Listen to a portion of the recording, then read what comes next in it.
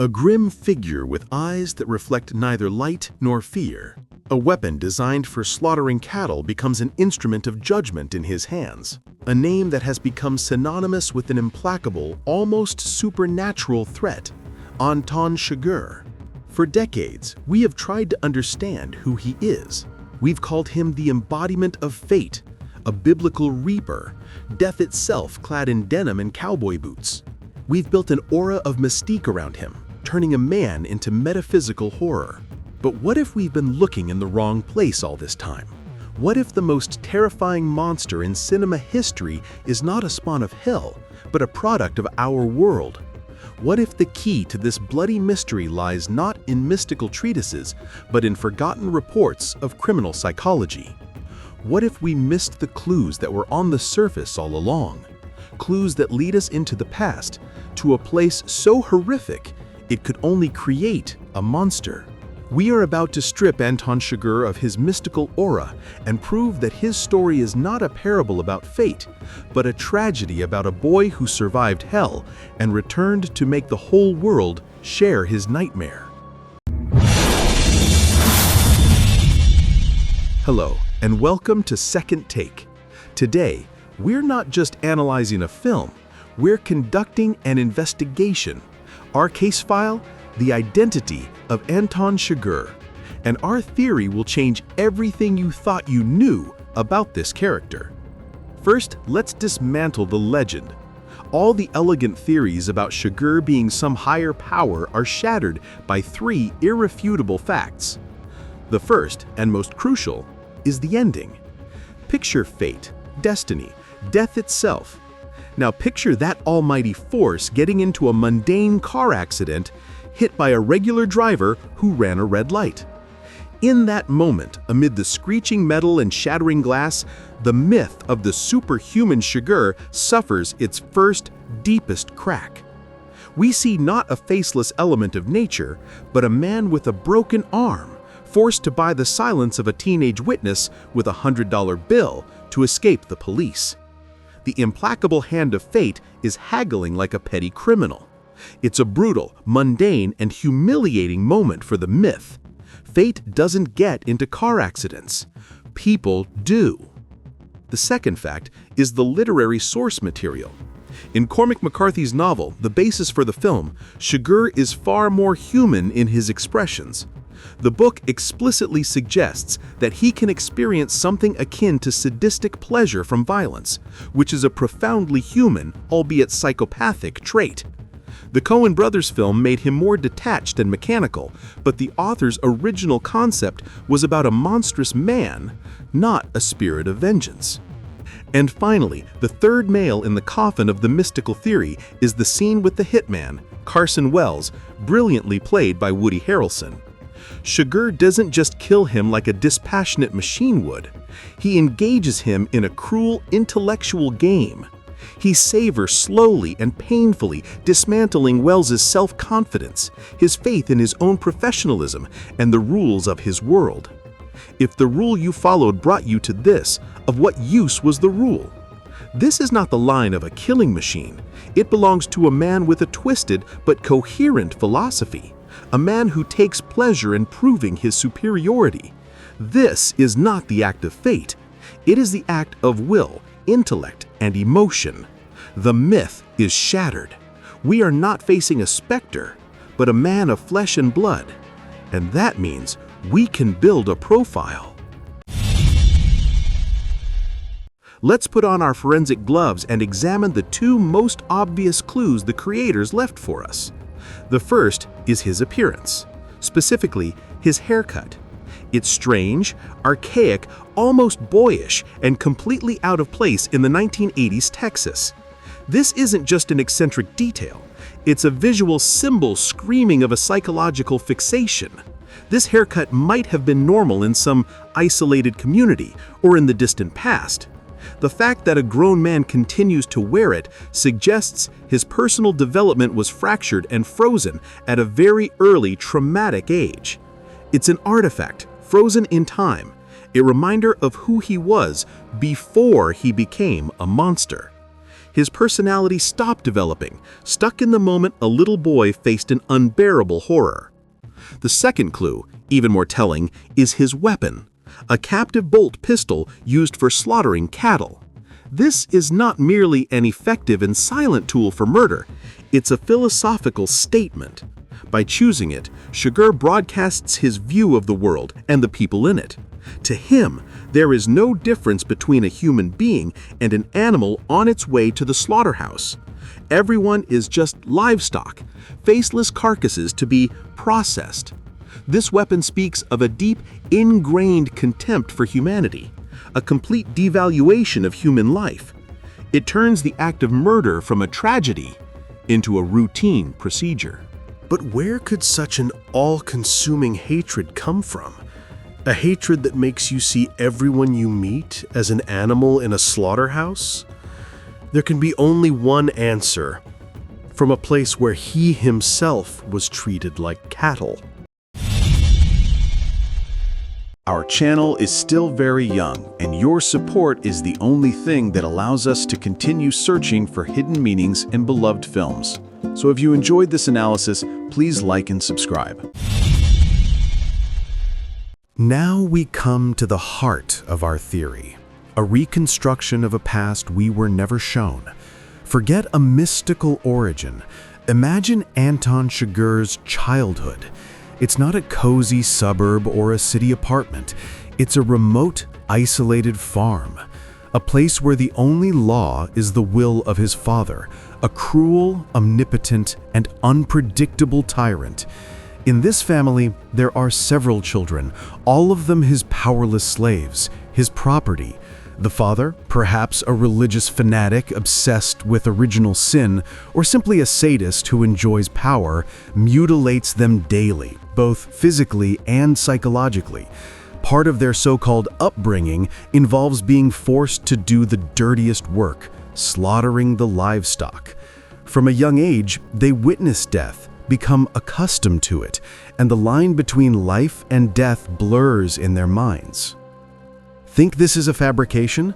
Criminal history is full of examples of such family prisons.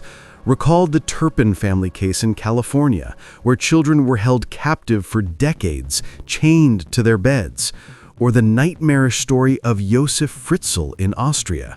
Monsters like this exist, they live among us, and Chigurh's father has his own special ritual, a twisted way of demonstrating his absolute power over life and death.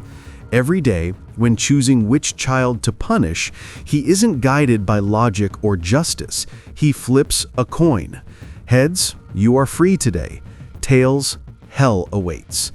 And the most severe punishment is reserved for those who try to beg for mercy or question the result. The only way to survive is to accept the will of the coin toss, to submit to blind chance. And in this hell, something happens that both breaks and forges young Anton's psyche. Time and time again, by a stroke of blind luck, he gets spared. The coin lands on the lucky side for him. He avoids punishment, but is forced to be a silent witness to the torture of his siblings. This inflicts irreparable damage on his soul. He sees the horror, but doesn't experience it himself. In his child's mind, desperately searching for some meaning in the chaos, a monstrous and life-saving idea is born. This isn't chance, it's providence, it's God. God is not sparing him from his father's hand for no reason. He has been chosen. He is being prepared to one day become God's own instrument of judgment. Years pass, and the boy, saved by the coin toss, grows into a psychopath with a messianic complex. He is not driven by money or his employer's orders. He is driven by a total, all-consuming hatred for humanity, seared into his soul. In every person, he sees a reflection of his father, deceitful, weak, hiding behind rules, but a tyrant at his core. His murders are not a job. They're a permanent, unending act of revenge against all of humanity for his stolen childhood. He is taking revenge on the world for allowing his personal hell to exist. This belief that he is an instrument of a higher will, the hand of God, completely absolves him of conscience and guilt. He is not a murderer. He is an agent of fate. That is why the coin toss is not a game or a sadistic whim for him. It is a sacred ritual, a way to discern the will of the same providence that once saved him. He doesn't decide whether a person lives or dies. He merely asks the question of a higher power. He wants to know who stands before him, ordinary cattle destined for slaughter, or another chosen one like himself, one favored by the coin. His infamous code and obsession with principles are not a philosophy, but a deep psychological necessity, a traumatic reenactment. He must obey the outcome of the toss without question, because in his childhood, it was the only law that kept him alive. To violate this principle would be to betray the only force that was on his side against his tyrant father. It would mean becoming that helpless boy on the farm of horror once again. His principles are his psychological armor, forged in unimaginable suffering. Realizing his mission, Chigurh understands that will and a captive bolt pistol are not enough. To wage his existential war against the world, he needs skills. And where better to acquire them than from the state, the largest and most organized mechanism of violence? It's likely he deliberately enlists in the military, perhaps even in special forces or some clandestine agency. There, he is trained in combat tactics, survival skills, basic medicine, surveillance, and infiltration. The state, unknowingly, hones him, turning a traumatized psychopath into the perfect weapon, a killing machine. This logically explains the incredible professionalism we see in the film, his ability to coolly treat his own wounds after a firefight, his skill in tracking Llewellyn Moss with almost supernatural precision, his methodical planning. These are not innate talents, but acquired and perfected skills. He has turned himself into the ultimate predator, using the resources of the very system he despises. He went through one hell, his childhood, to prepare for another, one he would unleash upon the world. He is not just a killer, he is a soldier in his own private, holy war. Now, armed with our theory, let's re-examine the film's key scenes as reenactments of his trauma. The gas station scene. The proprietor is a perfect father figure for Chigurh, an ordinary, unremarkable man who lives by his rules and tries to impose them on others. We close at 10. He establishes his own little order in his own little world. Chigurh sees in him a faint reflection of his despotic parent, and so he subjects him to the same test from his childhood. His famous line, "What's the most you ever lost on a coin toss?" becomes terrifyingly literal. For young Anton, everything was truly at stake: his life, his body, his sanity. And now he forces this stranger to feel an echo of that primal terror when your entire fate rests on the flip of a coin. The scene with Carson Wells. Wells is Chigurh's ideological enemy. He is the embodiment of self-assurance, a man who believes in his intellect, experience, and strength. He believes the world operates on logic and rules that can be understood and exploited. He doesn't believe in chance. With a palpable, sadistic pleasure, Chigurh demolishes his worldview. He proves to Wells that all his skills, his professionalism, and his confidence are nothing against the judgment of the coin. Killing Wells is not just eliminating a rival, it is the triumph of his philosophy over the philosophy of the rational world. And finally, the climax, the scene with Carla Jean. This is the single most important moment in the entire film for understanding Chigurh's psychology. Carla Jean is the only one who refuses to play his game. Her words, "The coin don't have no say, it's just you," are a direct blow to the heart of his complex psychological defense. She rips off his mask as the hand of God and calls him what he is, just a killer. She refuses to be a helpless victim in his traumatic ritual. She denies him his self-justification. In that moment, the entire system that allowed him to function collapses. She calls him not an instrument of fate, but a man who makes a choice. And this, most likely, drives him into an uncontrollable rage because it shatters the only foundation upon which his entire identity was built. Chigurh's psychology can be described as a kind of Stockholm syndrome towards chance. He didn't just accept the blind, cruel force that once spared him in his childhood. He fell in love with it. He became its loyal hound, its high priest, and its inquisitor. His mission is not just to follow this force himself, but to force others to submit to it as well. He is a preacher of aggressive fatalism. This is why he so obsessively hunts those who try to take fate into their own hands, those who defy destiny. Llewellyn Moss, who stole the suitcase of money, is the perfect target. He's not just a thief. He is a rebel against the established order of things.